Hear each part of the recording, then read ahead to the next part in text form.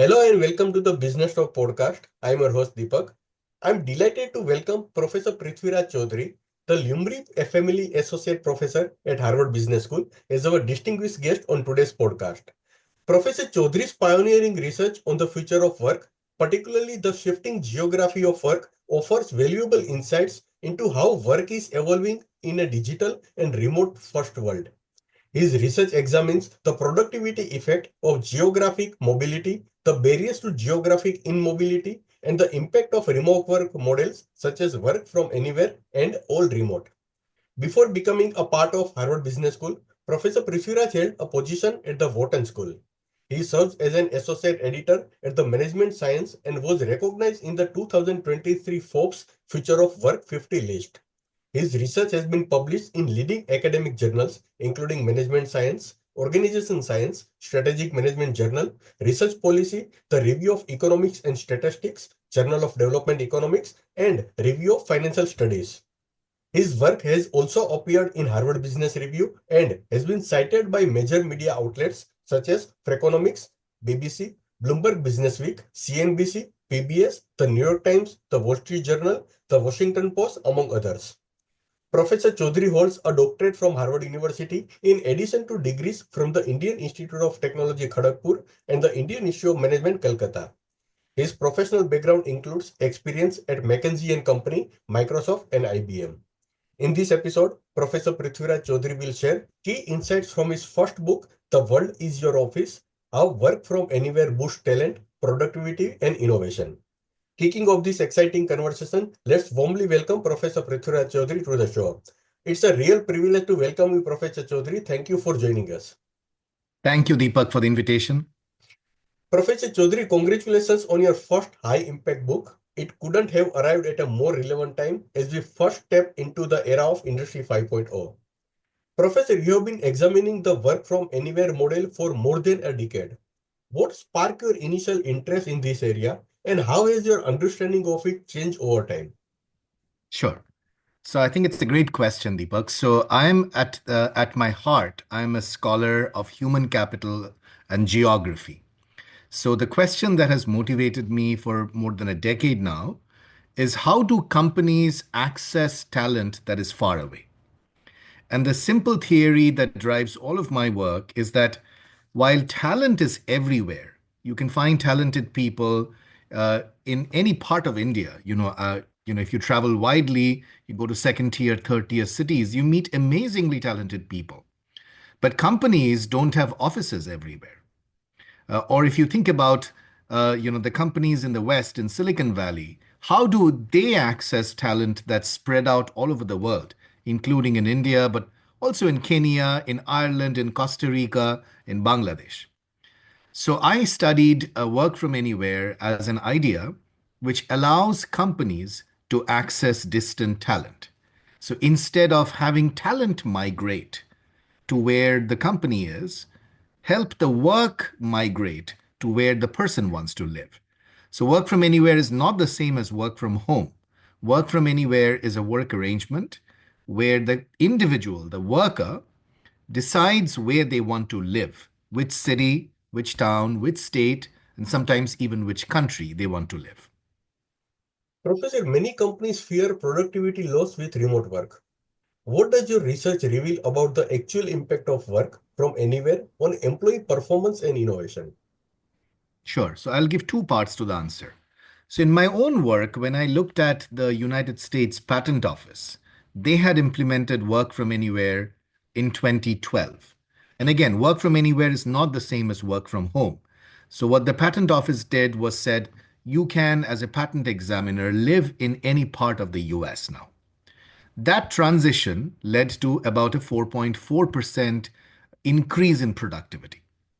But I'll say two additional things. The first thing is the productivity gain will only happen if the company also implements the right set of management practices to support work from anywhere. And that's why I wrote the book. So the book actually talks about both the benefits and the challenges of work from anywhere and what management practices are needed to support work from anywhere. But again, to reiterate, Deepak, I'll say this. Productivity can go up. It should go up if you have the right management practices. But the biggest reason why Indian entrepreneurs or any entrepreneur should consider work from anywhere is if you are a company which adopts work from anywhere, you can hire talent from anywhere. You are not stuck to Nagpur or Ahmedabad or Mumbai or Kolkata to hire your workers. You can hire from the northeast of India. You can hire from small towns of India. You can even hire outside India.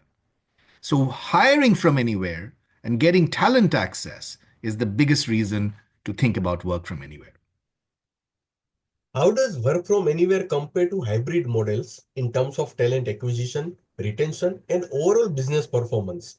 Are there any industries where work from home or work from anywhere works best or doesn't work at all? So, the two questions, let me answer them first. So, the first one is how do I think about work from anywhere with respect to hybrid? So, when people think about hybrid, they are thinking about a model which I call weekly hybrid. So, if you are in a company which says you have to go to the office 2 days or 3 days or even 4 days a week, you are practicing what I call weekly hybrid, where the in person is happening every week. But there are two other models of hybrid that I write about in the book. One I call monthly hybrid. In monthly hybrid, you only have to be in person 1 week every month. And you can be together in that week for 3 days or 4 days. So, in a monthly hybrid model, you could actually live in a small town in Maharashtra or Gujarat and then go to Ahmedabad or Baroda or Mumbai once a month for 3 days, do all your in person meetings, and then come back. There is a third model which I call quarterly hybrid. In quarterly hybrid, you only meet in the office or in some other location once a quarter, and then you stay for the whole week. You do lunch and dinner, you do team meetings, you play, some culture building games, you do mentorship, feedback sharing, but only once a quarter. And then you can live in Kolkata and fly down to Ahmedabad or Mumbai or wherever, or Delhi, and then go back after your quarterly retreat. So there are three models of hybrid: weekly, monthly, quarterly.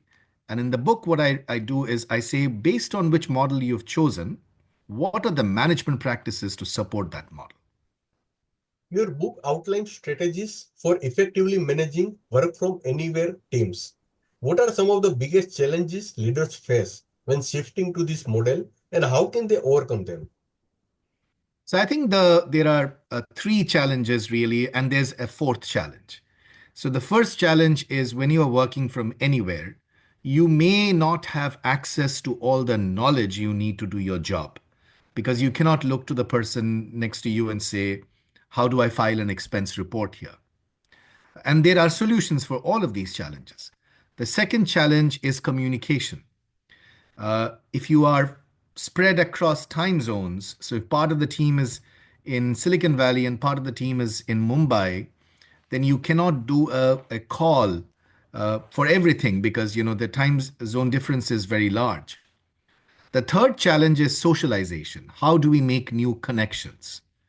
But the fourth challenge, really, and I think that is probably my guess is the biggest challenge in India, that is trust, lack of trust. Managers just do not trust that their employees will be working productively if they cannot see them. And there is a solution to each one of these challenges. So, those are the four challenges. Knowledge sharing and collaboration are key concerns for remote teams. What best practices have you observed in companies that have successfully implemented work from anywhere?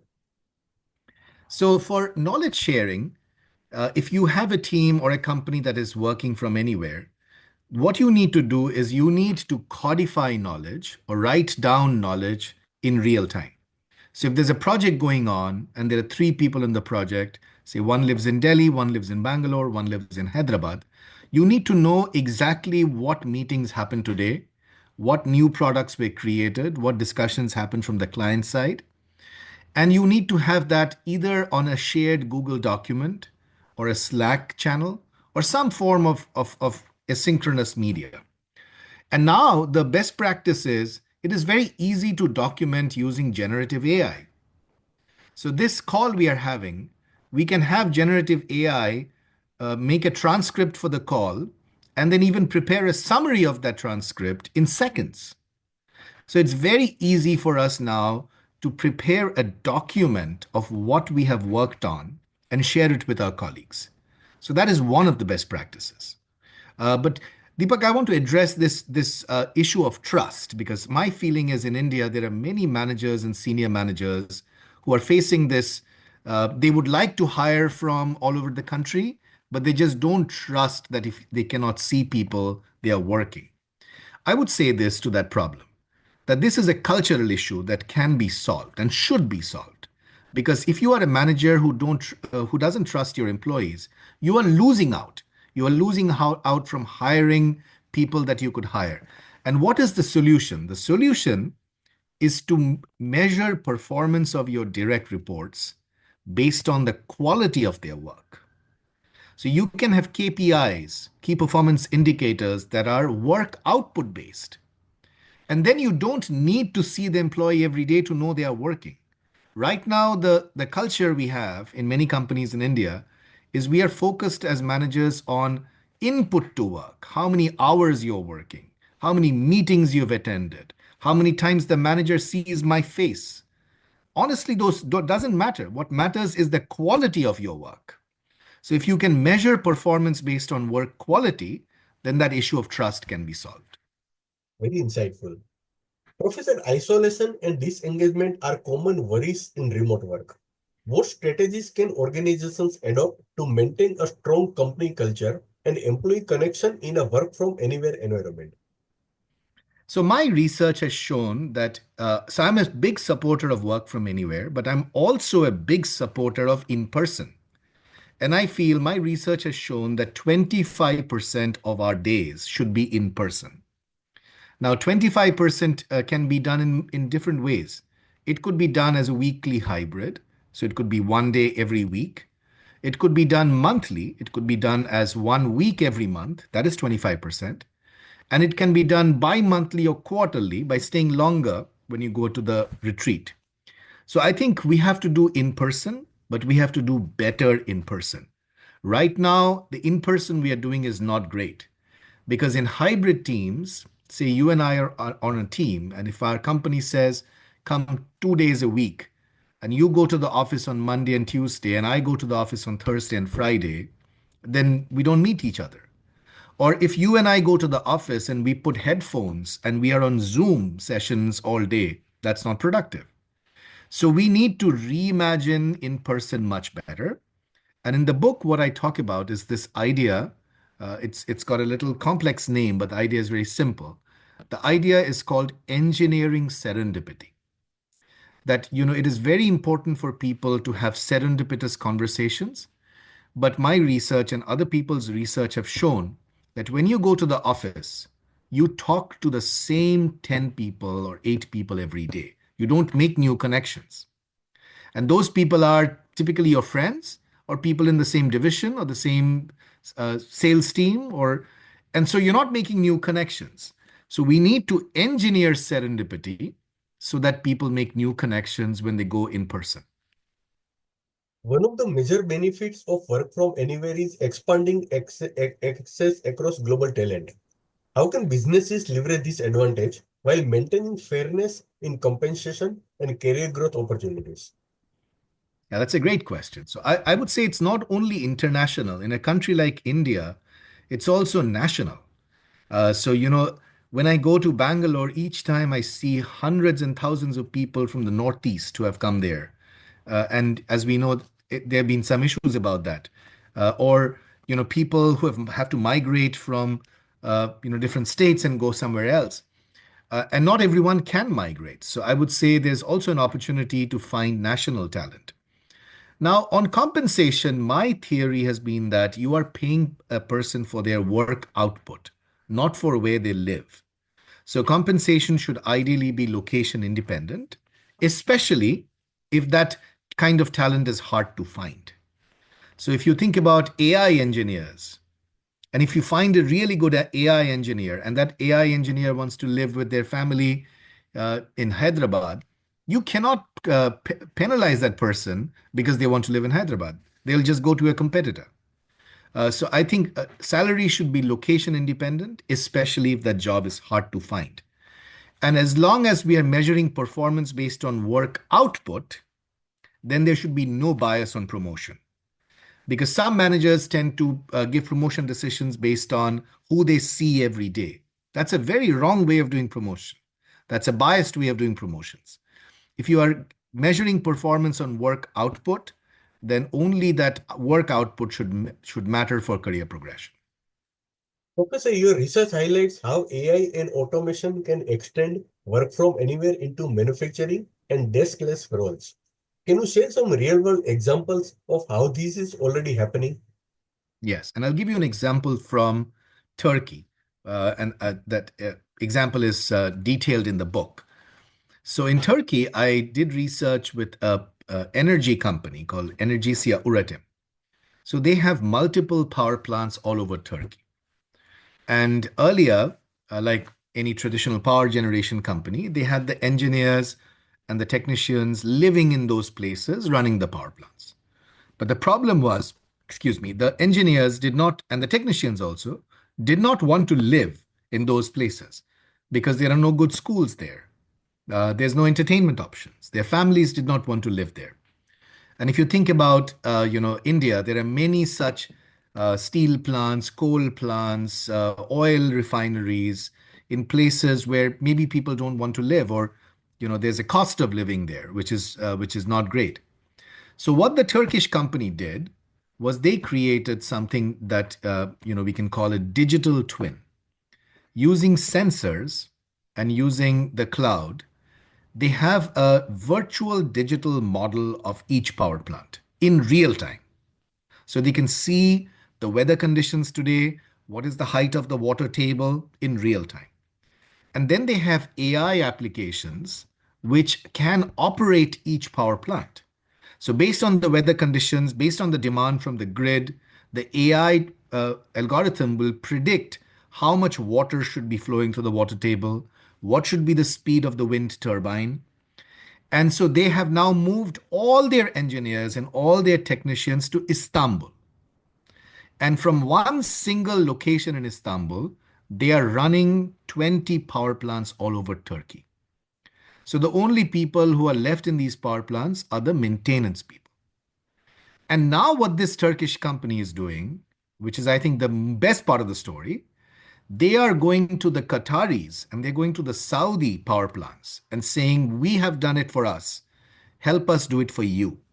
And they are going to sell technological licenses. So they're becoming a tech company. From a power generation company, they're becoming a technology company. And when I think about L&T, when I think about SR, when I think about large Indian companies, Tata Steel, when I think about the Mittals, I wonder why we cannot, as Indian companies, get into this digital twin space. So this should be one of the things that our industrial companies, manufacturing companies should take very seriously. Professor, some organizations are using work from anywhere to revitalize underdeveloped regions by attracting talent. What are some innovative regional policies or corporate initiatives that have successfully leveraged this approach? Yes. So this is also a topic that's very close to my heart. So I've done a lot of research with one small town in the US. This town is called Tulsa. So Tulsa is in the state of Oklahoma. And like many other American small towns, they had this problem of brain drain. They had young people leaving Tulsa right after class 12. And these people used to go to the LAs and New Yorks and Bostons of the world and never come back.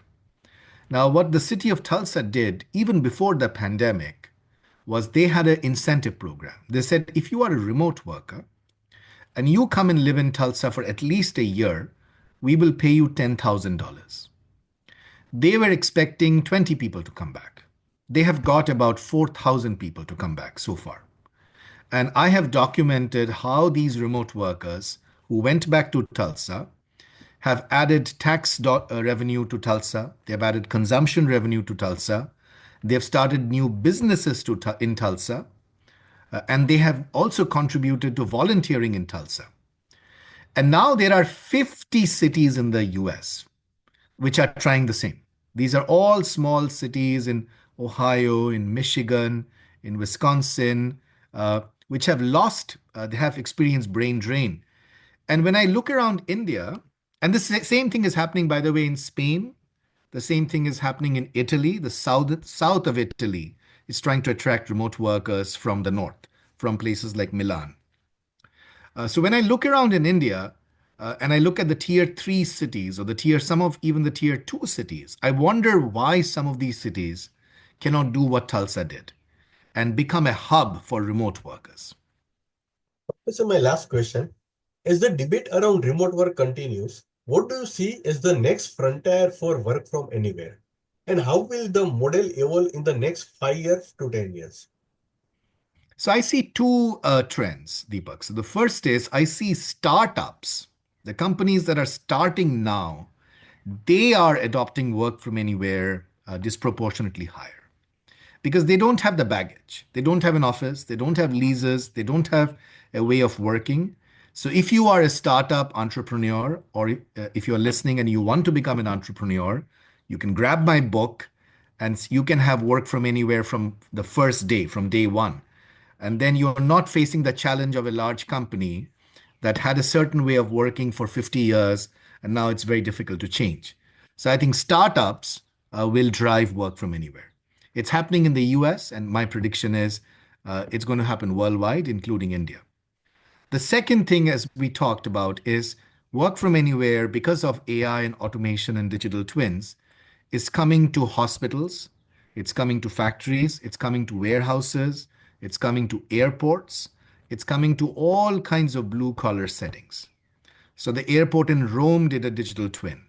The hospitals in New York have done an electronic emergency ward, EICU, where the doctor sits at home and monitors the patient. So I think we are going to see work from anywhere, not only for office workers, we are going to see work from anywhere for doctors and nurses and factory workers and oil rig engineers and all kinds of blue collar professions. Listeners, what an insightful conversation with Professor Prithwiraj Choudhury. His research is shaping the way we think about the future of work, and it's clear that work from anywhere isn't just a trend. It's a powerful shift that can drive innovation, productivity, and access to global talent. If you found today's discussion valuable, I highly recommend checking out his book, The World is Your Office: How Work from Anywhere Boosts Talent, Productivity, and Innovation. It's filled with real-world case studies and practical strategies for organizations looking to embrace geographic flexibility. Professor Choudhury, thank you very much for sharing your expertise and for helping us reimagine the possibilities of where and how we work. Thank you so much once again. Thank you, Deepak, for having me.